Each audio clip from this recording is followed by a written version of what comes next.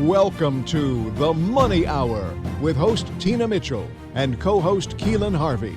Tina Mitchell, MLO 145420, and Keelan Harvey, MLO 1330075, are licensed loan originators with Gateway Mortgage Group, LLC, and MLS 7233.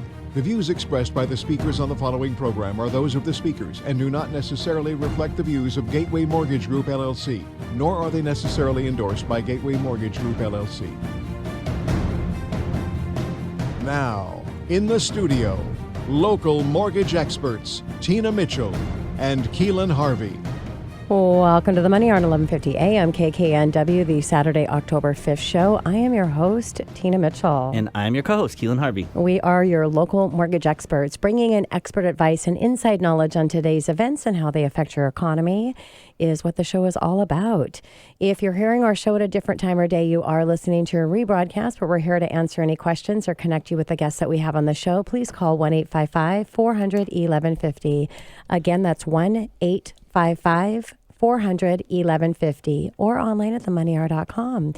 And our lineup for today's show, Valerie Hockett of Excuseless Life Coaching, Unlocking Women's Intuition. Also in studio, we have Dee Gupta of D Coaching, How to Recognize Energy Vampire Situations. And our last guest in studio, Lisa Hawkinson of How to Get Organized, LLC, Get Our Own Chaos Test Score. Great information and great guest in studio. For more information, again, you can call the show at 1-855-400-1150. Again, that's 1-855-400-1150 or online at themoneyhour.com. And let's start out today's show. Keelan, what do you think? A little money chat? Sounds good to me. Money.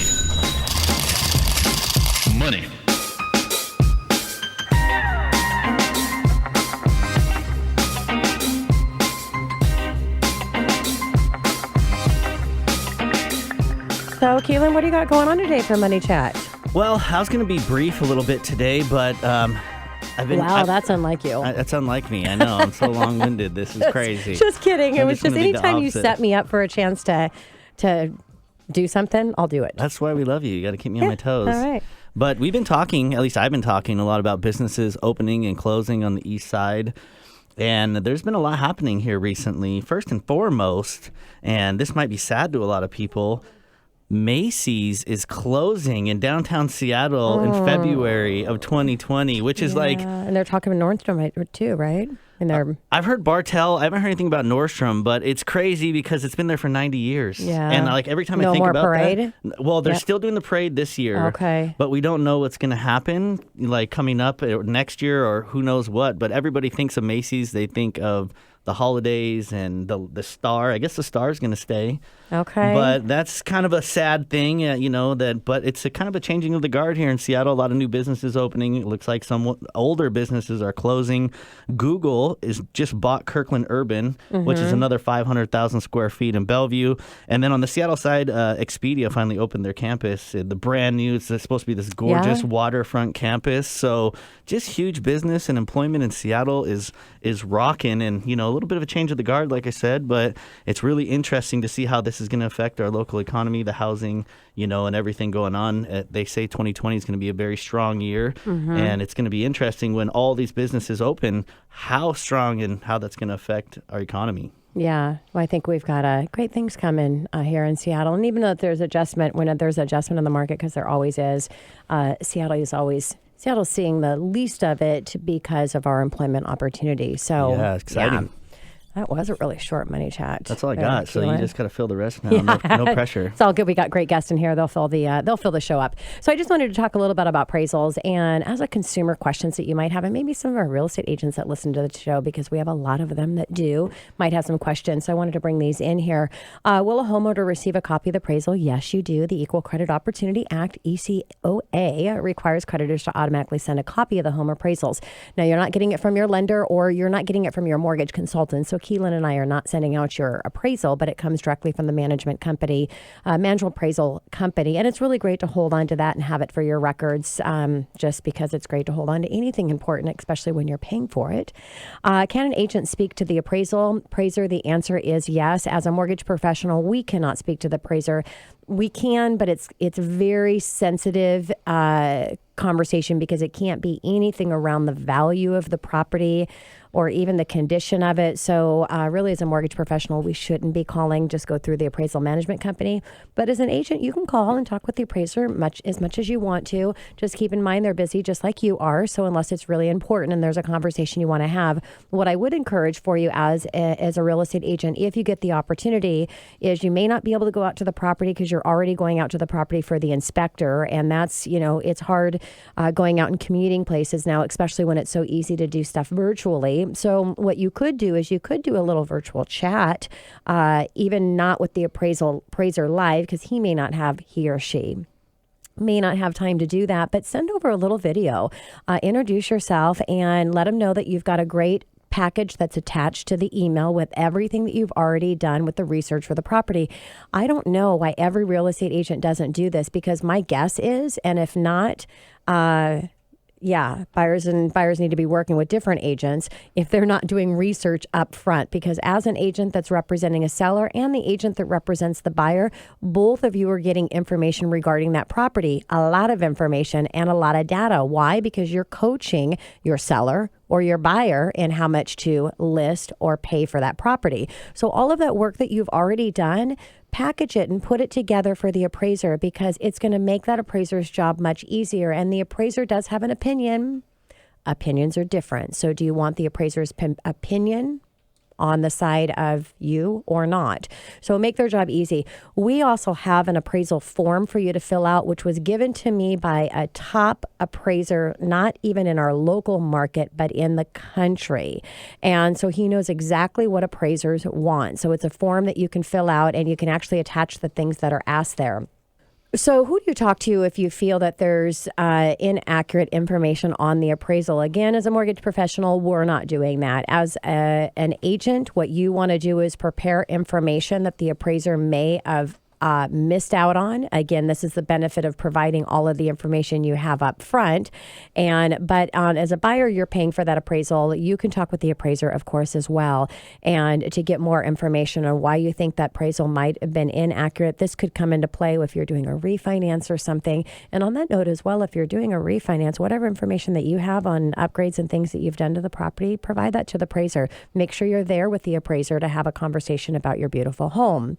What does the lender give the appraisal?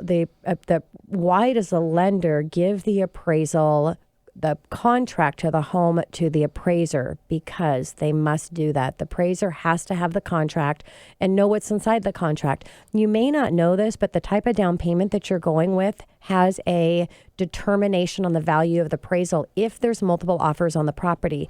Why? Because the appraiser's looking at somebody that's coming in with a 20% down payment or higher, that's paying less than you. You're the top bidder in all of these offers that have came in, and you're coming in with a very low down payment. It could affect the appraisal, meaning that you might have felt pressured to give a higher value because of your low down payment. They're also looking for concessions. What type of concessions are coming up on the property? Why do appraisers sometimes take assignments if they live outside of the market area? I don't know. We don't do that with our appraisal management company, which Gateway actually owns it, which is a real benefit and nice, because a lot of companies don't have their own appraisal management company. They have to go through third-party vendors, and you don't have as much control over a third-party vendor. We don't send appraisers that are out of our area. So the appraisers that are randomly chosen, because yes, they all are, that's still a requirement after the financial meltdown, but they're randomly chosen from a select group of appraisers that we have vetted and that they fit within that property area. So if you're getting an appraiser that is out of the area, I would put a call into the appraisal management company and make sure that he or she has a lot of experience in this area, or ask for another appraiser, because that could be a huge impact on the value if they don't know what's happening in our local market, because they're not out there doing appraisals every day. And how long does it take for an appraisal? It really depends.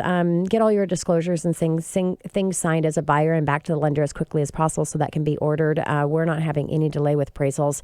We typically get them back in a week, maybe maximum 2 weeks, but we're going to fully underwrite, do everything else that we need to with the loan. So the appraisal is just a slide right in there, and pretty non-eventful process as long as there's no challenges or issues with the appraisal.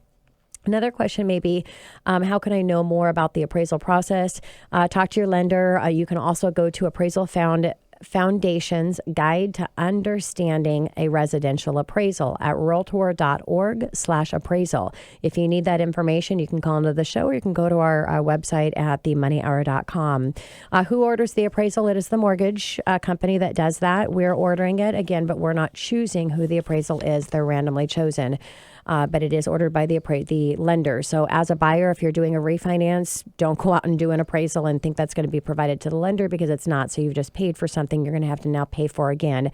As a seller, if you've got an appraisal that you've done on your property to help you decide what you're going to list that home for, unfortunately, that cannot be used. So that's our money chat today, a little chat about appraisals and what you may want to know. Coming up next on the Money Hour, unlocking women's intuition. Valerie Hockett of Excuseless Life Coaching, right here on 1150 AM KKNW after this short break.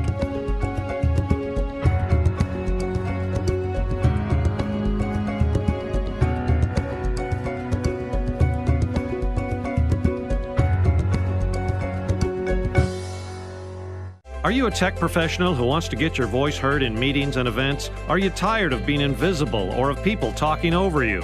Do you believe you have the talent to make more impact at work but don't know how or where to begin? Are you living on autopilot, not knowing where your time has gone? Or do you want to make the best use of your time on this planet? To have a powerful voice in this world, you need to build up your communication skills and courage step by step. To live your life in a powerful way, you need to have crystal clear goals and work through problems along the way until you achieve those goals. Dee Gupta of Dee Coaching is an expert at unleashing your personal power and will coach you through a simple and easy to follow process that will build up your skills and courage. Dee is passionate about firing people up to follow their dreams by walking them through her effective proprietary process of goal setting and follow-through. This is Dee from Dee Coaching. To learn more about me, visit my website at speakpowerfullycoaching.com and follow the links to connect with me on social media. You're listening to The Money Hour with your host, Tina Mitchell, and co-host Keelan Harvey on Alternative Talk AM 1150. Now, back to the show with local mortgage experts Tina Mitchell and Keelan Harvey. Welcome back to the Money Hour on 1150 AM KKNW, the Saturday, October 5th show. I am your host, Tina Mitchell. And I'm your co-host, Keelan Harvey. It is a great day to talk about money, and that's what the show is all about, how to make money, save money, so that you can have a better quality of life for you and your family. If you're hearing our show at a different time or day, you are listening to a rebroadcast, but we're here to answer any questions, or more importantly, to connect you with the guests that we have on the show. Please call the show at 1-855-400-1150. Again, that's 1-855-400-1150, or online at themoneyhour.com. In studio right now, we have Valerie Hockett of Excuseless Life Coaching, and we're talking about unlocking women's intuition. And Valerie, thank you so much for coming into studio for the first time. Oh my gosh, thank you for having me. Very excited. And a little bit about Valerie. Valerie is a certified health coach and currently working on her life coaching certification through the Health Coach Institute. She has been in business for a short time, but coaching has become second nature to her for the last 5 years. Valerie has a passion for helping women live out their day-to-day lives, confidently trusting their intuition and experiencing a fulfilling life. Valerie is happily married to her husband, Brian, and they are looking forward to starting a new family soon. Congratulations, hopefully really soon. Oh, yeah. And during her time off, Valerie enjoys walks with her dog, Bristol, yoga, kayaking, hiking, paddle boarding, camping, eating out with their friends, decorating, and organizing. Every week, you'll find her training in, what is that training? I'll let you Jitsu and Muay Thai. There you go. And from the Kalahi Academy, Valerie loves her life and expresses that every day. You can tell that she has a life of a successful coach. Right? I like her style. Having fun, and she can kick your butt. So. Oh, yeah, you betcha. Jiu-jitsu is a crazy thing. Well, Valerie, tell us, and we're all interested in this awesomeness that you got going on right now. Tell us about your story. Well, so I was actually born and raised in Florida up till I was 23 years old. And I was an aspiring actress and model when I was probably from 4th grade to my younger 20s. Wow. And so I grew up with a happy, hunky-dory family, older brother, kind of the all-American family at the time. And my parents have been together even till this day. So everything was, pretty average. We go to church on our Sundays, and we just had a good time. And, everybody has their ups and downs with families, of course. So as I got older into my younger 20s, I ended up finding myself very stressed out with the acting and modeling career, and just ended up saying, I don't think I'm really good enough for this, or I'm capable, so I'm just going to drop it. And that was actually a habit that I had throughout my younger years, was something's really stressful or very hard, so I'm just going to give up because that's a lot easier. And then I ended up going towards missionary training because I wanted to travel and I wanted to help out. And I ended up going to a school for a year to study on, scripture. And I came back, and one of the things with my family is we're very adamant in spirituality. So my parents, and I highly respect my father and his views and trust them. So he ended up, when I came back, saying, we changed our beliefs. I was like, okay. So we kind of went back and forth.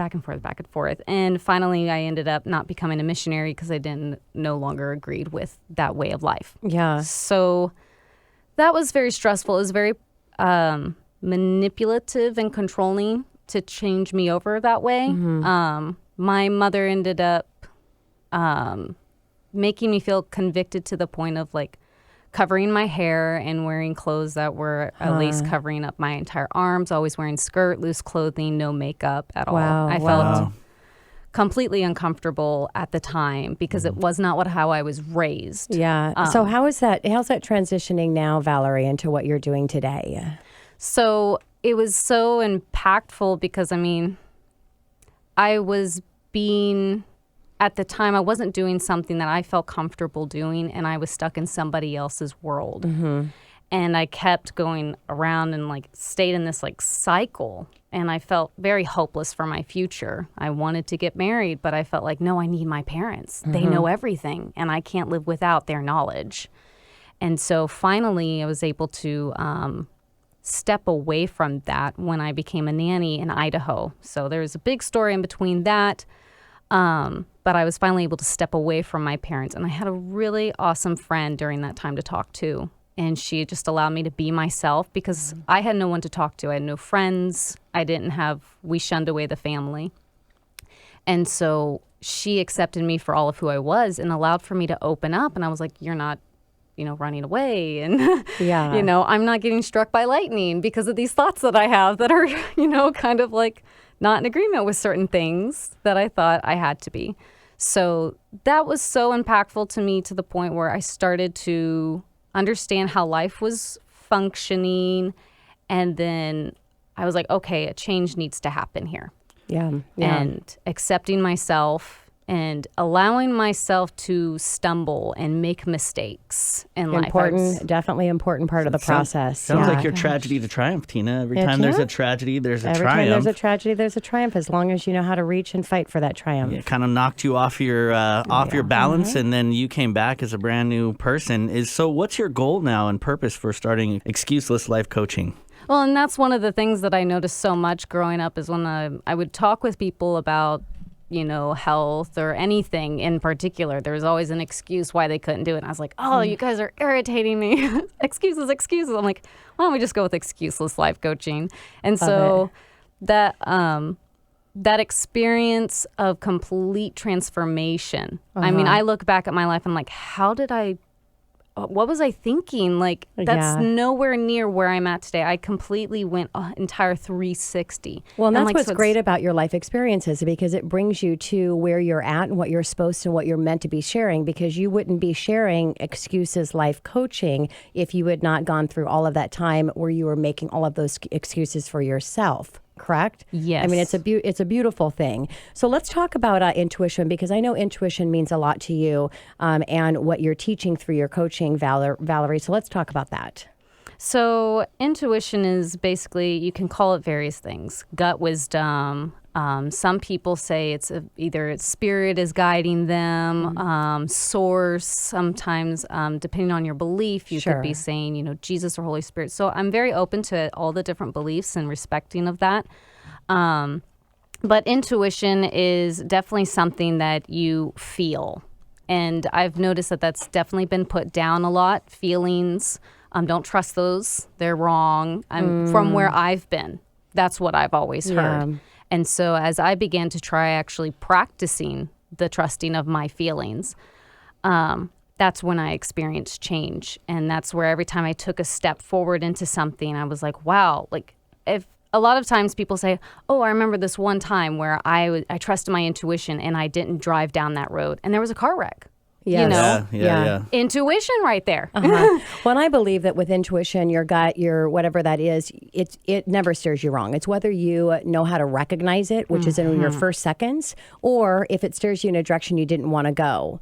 But it's still always right. It's just you have to follow it and you have to know how to read it correctly. Otherwise, you miss that intuition or your gut. Oh my gosh. And a lot of times, and I do try to point out, sometimes intuition is going to lead you to something that you didn't really like to do. Exactly. And you're like, why did that happen? I was trusting it. I thought something great was going to happen. Something great did happen. It's a stepping stone to that greatness. Valerie, let me ask you, how do you know if it's your intuition? Because that's a really hard thing. It sounds like you've had to distinguish between, what you thought you knew and what is actually yours. How do you differentiate between the two? So some of the things I even do for myself is if I have these conflicting thoughts, I'm feeling this and I'm thinking this. Eckhart Tolle was even making mention. If you're having a struggle, then, basically separate what you're feeling and thinking and go with what it is that you're feeling. Sometimes you can do that by writing down, like, what is it that I'm thinking? Who are you? And I like to suggest, who are you thinking about when you have this thought? Sometimes we're thinking about Mom. Yeah. What would she say in this situation? What would Grandpa say in this? What would my teacher say? What would, my siblings say? Usually it's family, but it could be anybody for sure. And it's just about identifying, asking those questions. I always encourage to write it down and identify it in that way. And then identify, what is it that I want? What is being said and what is it that I want? And that takes practice, too, at being able to accept the things that you want. Yes. And actually trust that, if you go after it, you will have it and it's going to be okay. It does take practice to be able to let your intuition, I call it my navigation system, to lead you. And it's a process.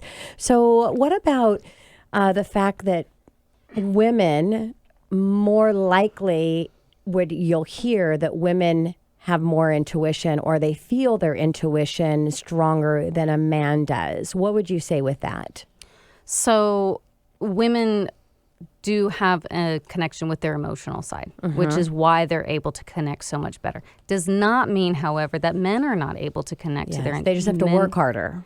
Yeah, probably. And some of them not so much. Everybody is so different. Yes. And I just like to just really separate people from this, mainstream idea that it's only women. We should also very much be encouraging men to trust theirs as well. And that's the benefit of men and women and our differences is women have a way of being able to pull that out. If you know how to, wield that sword. Yes, you can definitely be, what we're all meant to be, which is equal and partners with one another to helping in that way. I like that, Valerie. I agree with that as a man myself. Sometimes it's tough to differentiate between the two. What does a session look like for you as far as your coaching sessions are concerned? A session right now, I'm trying to incorporate a little bit more in the works, but for the moment, it's I like to do over the phone for about 60 minutes. And at least do 4 consecutive sessions. That way we can get to know each other. Yeah. And then define from there if we're going to continue either weekly, maybe bi-weekly, or once a month. Just seeing where it is and what all is that they're needing. Some people are just so new to trusting their intuition, they want to do it. And some of them just need a little bit of pick-me-up here Yeah. and there. And so I want to be able to make myself available to all ranges. Yeah, that's awesome. Great information that you're sharing. So if a listener wants to get in contact with you, what's the best way to do that, Valerie? Currently at the moment, it's going to be my email. I'm working on my website at the moment. So it's going to be excuselesslifecoaching@gmail.com, or you can call me at 360-840-0530. That's my cell phone, so I've got it on my hip all the time. Perfect. And of course, you can call the show at 1-855-400-1150 or go online at themoneyhour.com and we'll connect you with Valerie. Valerie, thank you so much for coming in and joining us in studio. Really appreciate it. Oh, thank you for having me.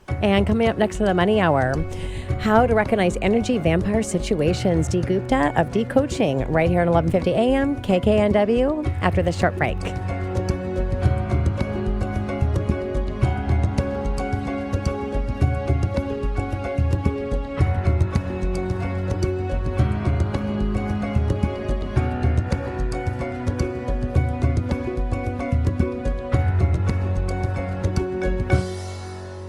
Are you a tech professional who wants to get your voice heard in meetings and events? Are you tired of being invisible or of people talking over you?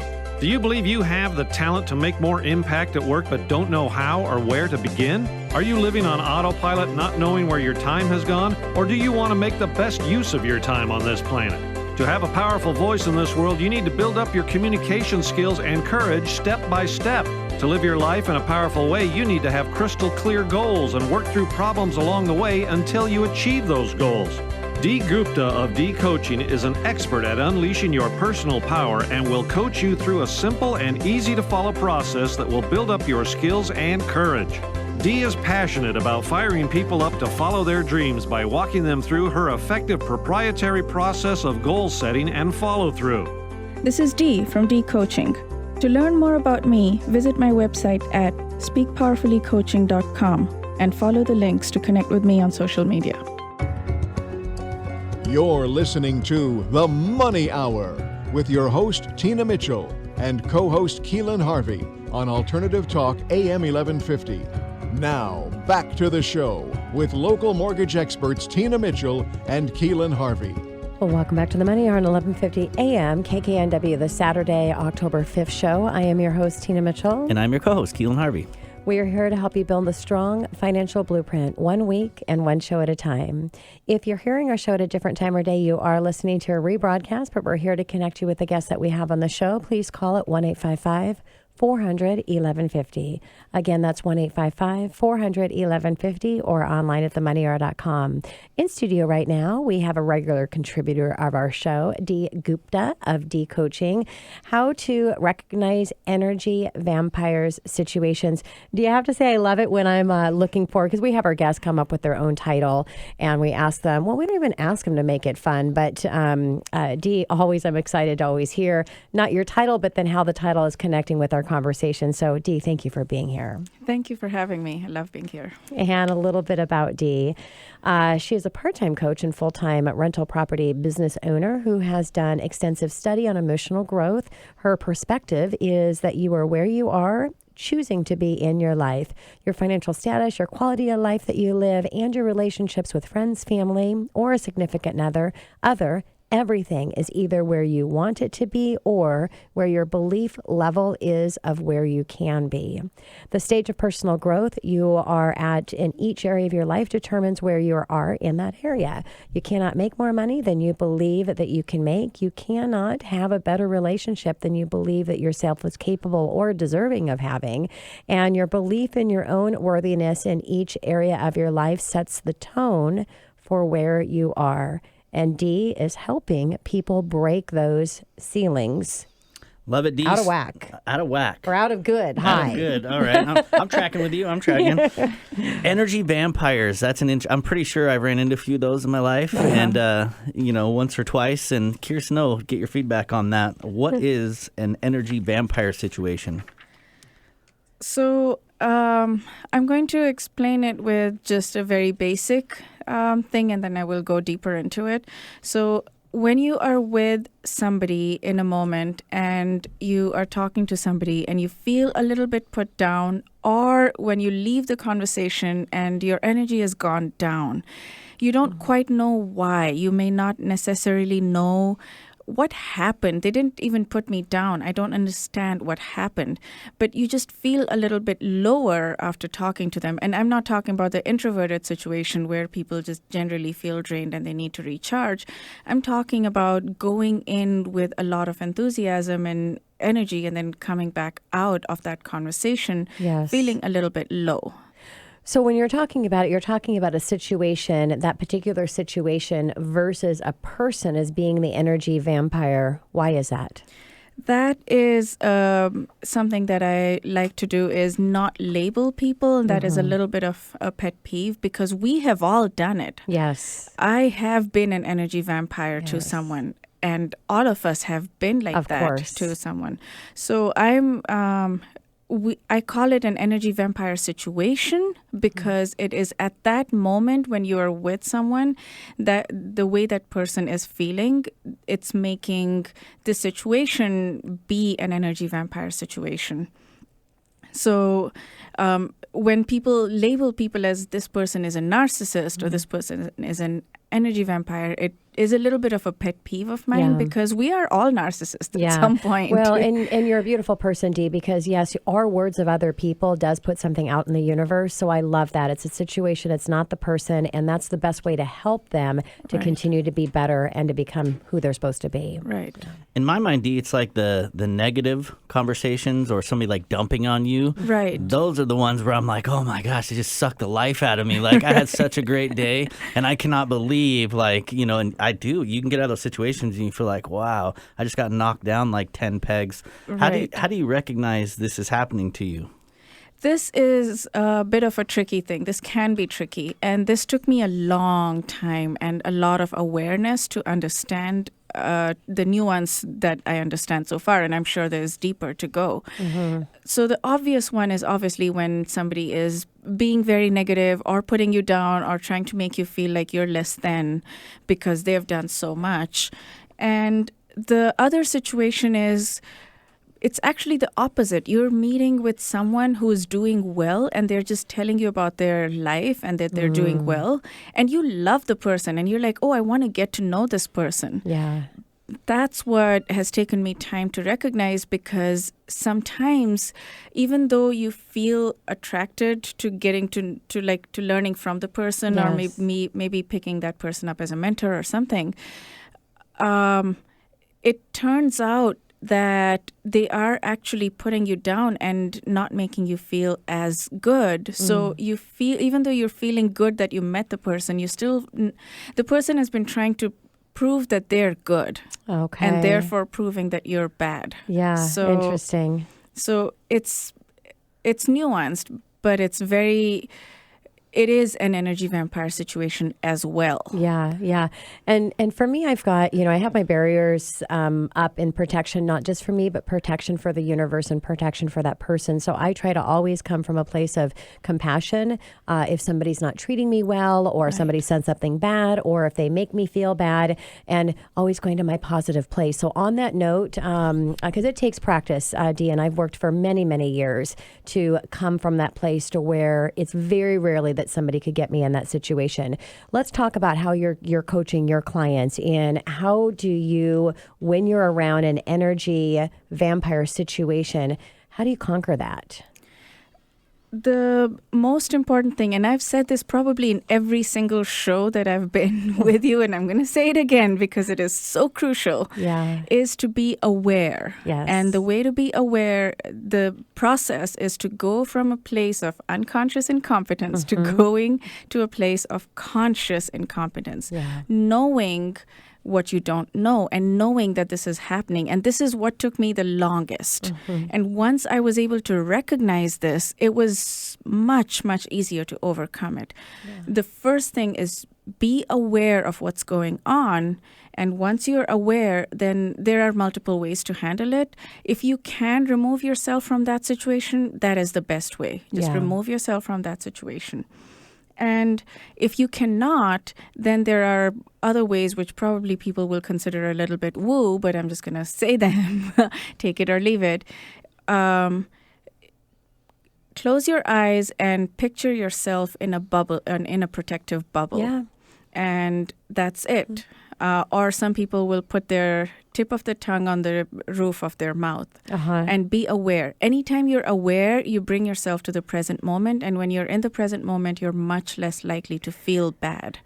And I love that, Dee. I love how you gave tips because I think you have to have a place of anchor, whether it's an image or something that you can anchor yourself. And I love put your tongue at the roof of your mouth, whatever that is, in situations that you have to anchor yourself to put in a better place. Right. Really great suggestion. I love that both of your guys' input on that was all about perspective, controlling your perspective. Everything's all about perspective. Yeah, that's really interesting on controlling that perspective and making sure that you're looking at it through a good pair of glasses as opposed to just falling into it, right? Absolutely. So how, I mean, we're all guilty of it. We talked about that. So how do we become those people, those energy vampires, sucking the life out of every I'm not an energy vampire.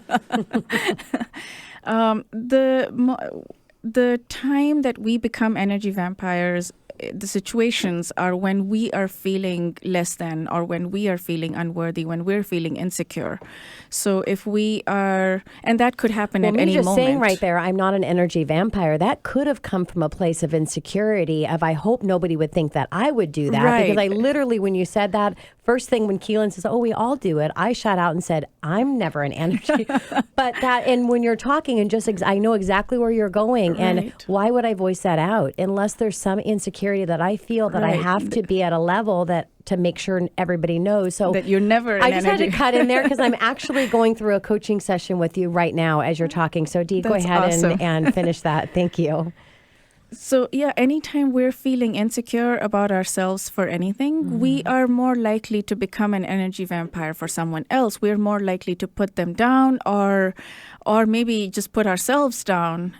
We're more likely to be in that situation where we're hurting other people. So if we have this compassion, I love the word compassion, if we have this compassion for somebody who's being an energy vampire to us, because we know that we do the same thing, then it's just much easier. The way you will treat that situation would be very, very different. Yes. I love how you said insecurity there, because if you think about both sides and how you explained it, it all comes from insecurity. If you're the one-upper guy, that was your second example. You're the one-upper that's because you're usually typically insecure. Exactly. So you have to be that person. And from the other side of it, when you're kind of knocked off your rocker in life and you're just feeling insecure about it because you want some validation or you want to feel like you're back to your normal, both come from that insecurity. That's a fantastic thing. Yeah, it is. Your question, Keelan? Or is it my question? It was your I was so stuck in that coaching moment there. So Dee, let's talk about as a coach and helping people in this situation, how would you treat somebody in that moment when, let's say that you can't get yourself out of that moment, and what's the best way to treat a person that is doing a vampire situation? The best way to do it is just treat them with a lot of love and compassion. Just pour your heart out to them. Let them know that you feel love for them, and they are much more likely to get knocked off their holier than thou moment or like I'm better than you moment, and they're much more likely to become present and become vulnerable, and you're much more likely going to be able to connect with them. So if you're not able to, and it's not that every time you will be able to, then just move yourself out of the situation if you can, or do those protective methods. At the same time, just constantly know that you're treating them with love, and you're not treating them as a separate person, that you are this and you do this and I'm not this. And do not create that separation, because that's going to hurt you in the end more than it's going to hurt them. Exactly. Try when you've got somebody on the road that cuts you off on the road, and this is what I do, is just think about that person and what their situation is right there. I have no idea what the story is behind that. They could lose their job if they're late one more time. They could have gotten a call because something happened to their kid at school. There's so many reasons, and if you can come again from that compassion place, it can help in that process. Absolutely. I thought you were supposed to flip them off and honk. That's not what you're supposed to do. No? Oh. That doesn't serve us very well. You're right. I'm just kidding. I've learned this from Tina a long time ago. Dee, any last advice for our listeners today? My advice would be to observe any situation that you're going into, any person that you're going to talk to. Just observe how you're feeling afterwards, and observe what the reason is for how you're feeling afterwards. So it's tricky and it's nuanced, and it's not always, you cannot always blame the other person and say this person was being an energy vampire at that time, because it may just be you. It may be all you at that moment. So observe it and find, like, the more you observe it, the more you're going to learn the differences between you just being insecure at that moment versus the person being insecure at that moment. And it's be aware and observe. I love that. And just how you're going to react to this is whether or not you're causing that situation to be more of a vampire situation. So come from a place of love, acceptance, and most importantly, come from a place of accountability. How are you going to react in that moment? Because that's going to have a future reaction and a ripple effect. Dee, thank you so much for coming into studio once again. We love you so much. Thank you. I love being here. Coming up next on the Money Hour, get our own chaos test score. Lisa Hawkinson, How to Get Organized LLC, right here at 11:50 a.m. KKNW after this short break.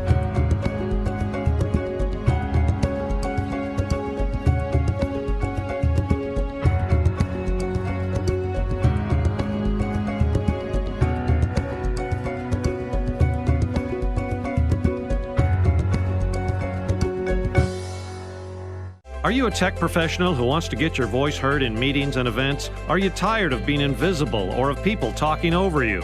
Do you believe you have the talent to make more impact at work but don't know how or where to begin? Are you living on autopilot, not knowing where your time has gone? Or do you want to make the best use of your time on this planet? To have a powerful voice in this world, you need to build up your communication skills and courage step by step. To live your life in a powerful way, you need to have crystal clear goals and work through problems along the way until you achieve those goals. Dee Gupta of Dee Coaching is an expert at unleashing your personal power and will coach you through a simple and easy to follow process that will build up your skills and courage. Dee is passionate about firing people up to follow their dreams by walking them through her effective proprietary process of goal setting and follow through. This is Dee from Dee Coaching. To learn more about me, visit my website at speakpowerfullycoaching.com and follow the links to connect with me on social media. You're listening to The Money Hour with your host, Tina Mitchell, and co-host Keelan Harvey on Alternative Talk AM 1150. Now, back to the show with local mortgage experts Tina Mitchell and Keelan Harvey. Welcome back to the Money Hour on 11:50 a.m. KKNW, the Saturday, October 5th show. I am your host, Tina Mitchell. And I'm your co-host, Keelan Harvey. We are your local mortgage experts, each week bringing in the best of the best experts in the local arena and everything that has to do with your money. If you're hearing our show at a different time or day, you are listening to a rebroadcast, but we're here to connect you with the guests that we have on the show. You can call the show at 1-855-400-1150. Again, that's 1-855-400-1150 or online at themoneyhour.com. In studio right now, we have Lisa Hawkinson with How to Get Organized LLC, Get Our Own Chaos Test Score. Lisa, thank you so much for coming into studio. I've known you for a little while, but it's taken a little while to get you here. Yes, I'm nice to be here. Thank you for inviting me. So happy to have you. And a little bit about Lisa. Lisa's author of Calming Your Chaos has helped businesses and individuals organize and calm the chaos in working and living spaces as well as their lives. Lisa refers to herself as a professional organizer, life navigator. Love that. Her workshops, along with her hands-on coaching in person or by phone, has evolved from her natural genetic bent for others. Lisa is passionate about making a difference in people's lives to decrease stress, improve productivity, and profitability. Lisa, I feel like I'm setting you up with this question, but if you had to, could you list your home for sale in 30 days without too much stress? You know, I actually could, and I haven't been able to say that my whole life, but I've learned that is a key question to ask. And after asking an audience that one time, a fellow in his senior years said, that was fabulous. He goes, now I know what to do. So that really has inspired people to get busy and do what they need to do and take care of things so they could move if they had to in 30 days, because life throws you curves. Yeah, it does. And if you can't pick up and move in 30 days, there's probably some chaos that's happening in the house. And if you have chaos in the house where you live, eat, and raise your family, there's chaos that's happening in all areas of your life, most likely. So, Lisa, what is the chaos test score? So I have a series of questions I ask to see where people land. Like, if you brought in the house 3 bags of groceries, could you set them down your countertop? And that just seems like, well, that's kind of a stupid question. No, that's normal. And that just tells you right away, I don't have any room on my countertop. Yeah. And I've seen homes where every surface is covered. There are a dozen bags of non-perishable groceries on the floor because there's no room. And I've seen a mother who can't make a smoothie because she can't find the parts to her blender. Yeah. Wow. So it just gets down to how are things running in your life, in your home? That's just one of the questions. The other one is, and this is always fun to ask women, if all your clothes are clean tomorrow at noon, would they fit in your closet and your dresser? Yeah. I get whiplashes on that. And one woman said, yeah, I could. She said so confidently. I said, well, how many dressers do you have? Which I've never said before. She goes, 3. And the women around her were just shocked. So I had to say, how many are you allowed to have? Yeah. How many more will you have? Yes. And I bet you do the roll-up things in all of your things in your drawers, correct? I'm not that big a deal. Okay. Unroll it. All right. It's more like need use. That's my theme. Got it. What do you need? What do you use? Love it. We just get bigger closets. That's what we do. Yeah, I got a huge big closet. I fill every space of it. Another garage bay with a few more racks. Yeah, I know that story. But I do have extra 3 bedrooms that have huge closets, and I don't use any of those, so I think I'm good. That actually stresses me out, Lisa, just talking about it. Like the clutterness, like the clutter and all that. Oh, it gives me the heebie-jeebies. Can't do it. No thanks. What made you want to start coaching, Lisa, others about getting organized? It's very interesting because I was embarrassed I liked order all my life because my family teased me about it, so I tried to hide it. Someone commented on my slides one day being in order, and I was ashamed, like, oh, Lisa, you're such a doofus, you know? And so I was sick for 2 years, literally in bed with a virus. And I could see I was getting well near the end of the 2 years, so I just prayed a simple prayer, and I just said, God, what will I do the rest of my life? Yeah. And almost audibly, he said, help people get organized. I went, that's weird, but that'd be fun. Yeah. I told my mother-in-law, she goes, oh, Lisa, you'd be so good at that. Write a book.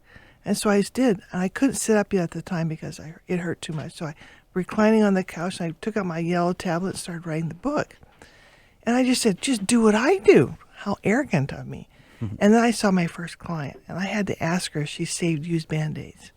And she looked back, she goes, I'm not that bad. I had never heard of a hoarder or seen a hoarder's home. Yeah. She certainly had one. Huh. I worked with her for several years, but I thought, someone like this is never going to read my book, so I just put it away.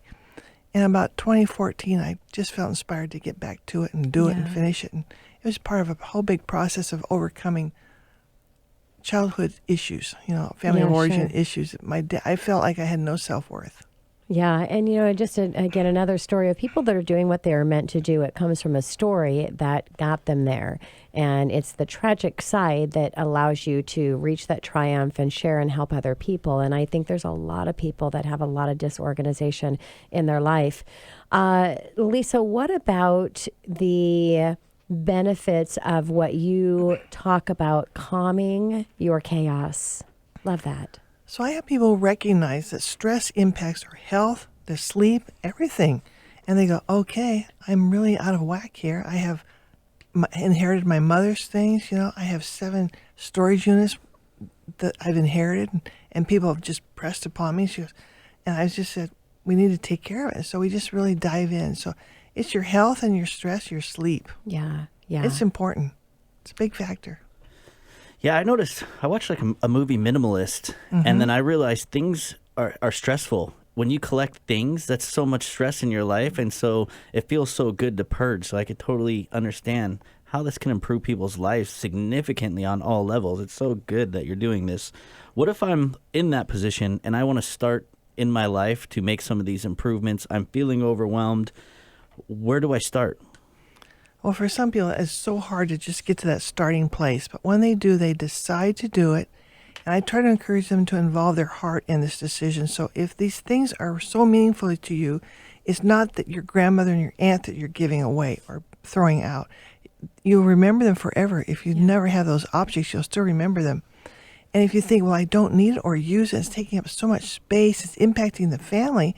If I put it on a shelf in a thrift store with a mission that aligns with my heart, I'm helping that mission. So this thing that I've been storing for 2 years, Yeah. 10 years, 20 years on the shelf will sell and help promote saving the lives of pets, Yes. the homeless, Yeah. any number of people, any number of heartfelt events. So get the heart involved. Yeah, and I love that. And I'm just, thinking is in that process, if take a picture of that sitting on the shelf and in that store. If you've got baby clothes, take a picture of those baby's clothes packaging up for a mother that doesn't have the money and the resources to buy those. And then put that on a digital to where you can actually go through and just embrace that moment with all of those things anytime you want to. So important. So let's talk about what you mean by smooth organizer. Makes me want to sing. It's like the Raisin song, right? Exactly. So, Dee's there's, over there cracking up. there's life with birthdays and celebrations and vacations. There's school. There's family life. There's grocery shopping and meal planning. And then life throws you a curve and you have a 4-day stay in the hospital and you come home and it's Thanksgiving. How do you do that? Yeah. Well, you do it if life's not in huge disarray before you go in. Yes. So things are in fairly good order. You have a system for keeping things in order. Things don't just accumulate at random, Clothes stay clean. Yes. And so people just don't have routines anymore. They just kind of fly fast and furiously. And I love that because most of you in studio probably know this. Definitely Keelan does. I mean, everything should have a routine and a process through that process. So if you feel any emotional stress attached in your life, it's emotional stress that's attached to something that's not organized at home, or it's an emotional stress that's attached to something that's not organized at business. And once you can get that new routine going, that's going to serve you at a higher level, then everything can change around that. It's so impactful. People don't realize how much stuff just wears them down. Yeah. And when you think about it, you could be more productive, you can save time.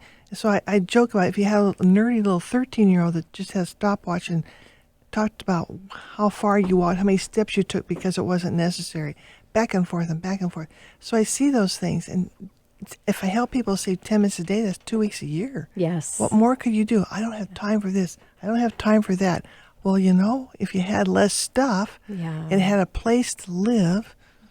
And so I started out helping people organize. I thought that was the key thing, a better organized kitchen. I'm really a whiz at that. And any size, any configuration, it works. But it's more than that. It's your whole life. Yes. And so that's where I've kind of merged into a professional organizer, life navigator. Love so in that. talking with people, I can hear where they don't have time for their 2-year-old. Yeah. Because they've just booked so much into their life. I'm curious on your take. How do you see this with people with business? Like, how does all these negative effects kind of wash over into other parts of your life? Oh, that's brilliant because I've helped firefighters, fire departments, teachers, realtors. I helped a dental office. The dentist was a bit attached to a lot of things, and she ran out of place in her home to store it, so it stored at work. And so her staff didn't have enough room for their stuff, so it was all out on the receptionist table. So we had to backtrack and tell her she had to take her things out of the office. Yeah. They didn't belong there. And then the staff could get things in the proper place in the office, so it impacts the office, the personnel. Yeah. And how people use their desk drawers. Like, that drawer is not for your personal wardrobe, Yeah. a month of supplies. It's for things essential for your office work. Exactly.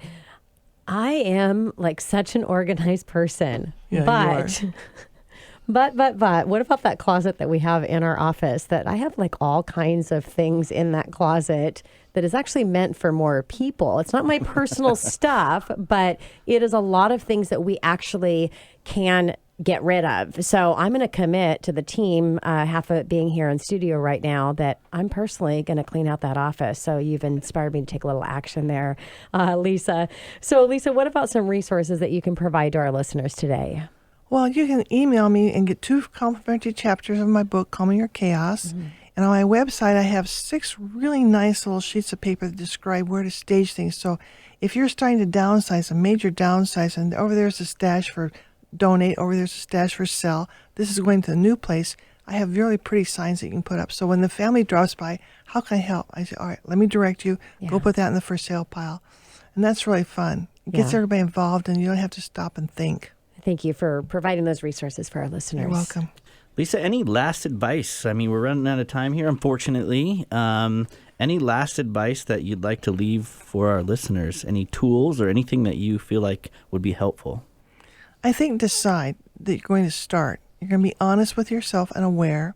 Set the timer for 20 minutes and say, for 20 minutes, I'm going to look for what I can easily let go.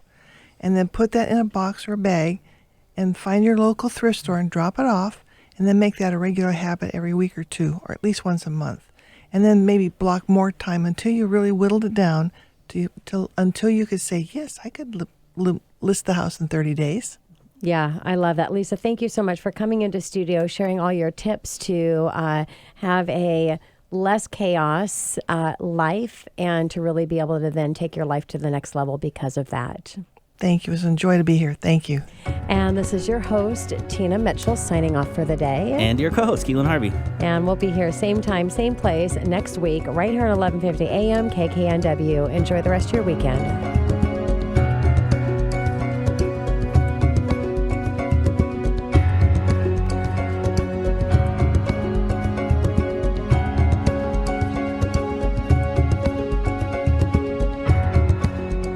Tina Mitchell, MLO 145420, and Keelan Harvey, MLO 1330075, are licensed loan originators with Gateway Mortgage Group, LLC, and MLS 7233. The views expressed by the speakers on the preceding program are those of the speakers and do not necessarily reflect the views of Gateway Mortgage Group, LLC, nor are they necessarily endorsed by Gateway Mortgage Group, LLC.